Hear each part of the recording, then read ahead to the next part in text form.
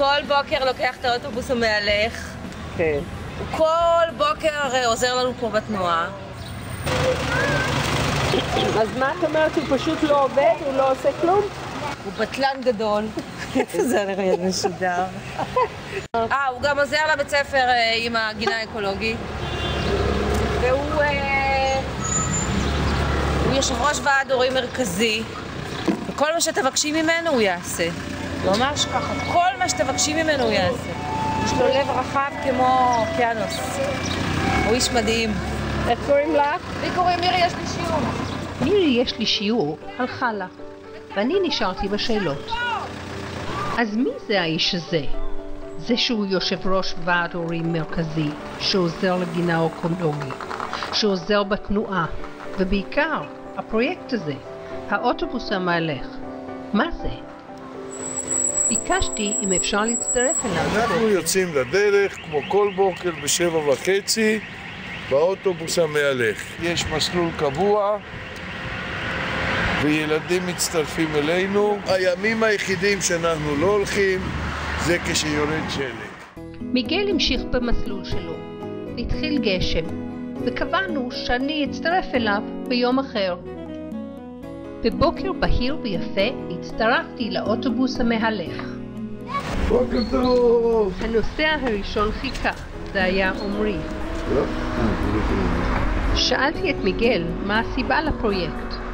כידוע, יש אצלנו במודיעין בעיה קשה מאוד כל בוקר, כאשר רוב הילדים, בעיקר בבתי ספר היסודיים, מגיעים לבית ספר ברכב של ההורים.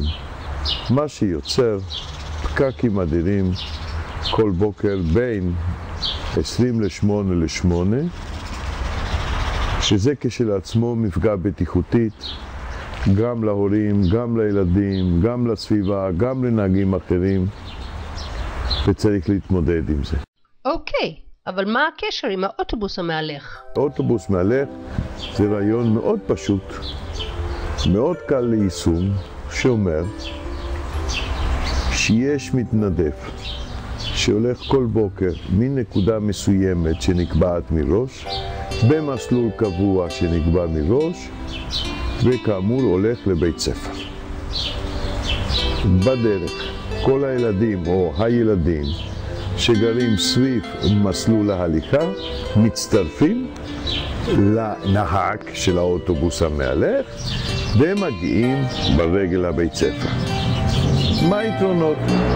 פחות מכוניות סביב הבית ספר בבוקר, הילדים עושים קצת ספורט, פחות מכוניות, פחות זיהום אוויר, הורים שלא מתעצבנים ליד הבית ספר כל בוקר בפקקים, זה הורים שיוצאים אחר כך לכביש רגועים יותר, וניתן לצפות שיהיה תאונה אחת פחות בדרך. ולמה זה כיף ללכת עם מיגל? ומה? לא יודע, זה שונה פשוט? כן. יותר טוב. ברונדה זה לפעמים יותר משעמם. יותר כיף ללכת ברגע.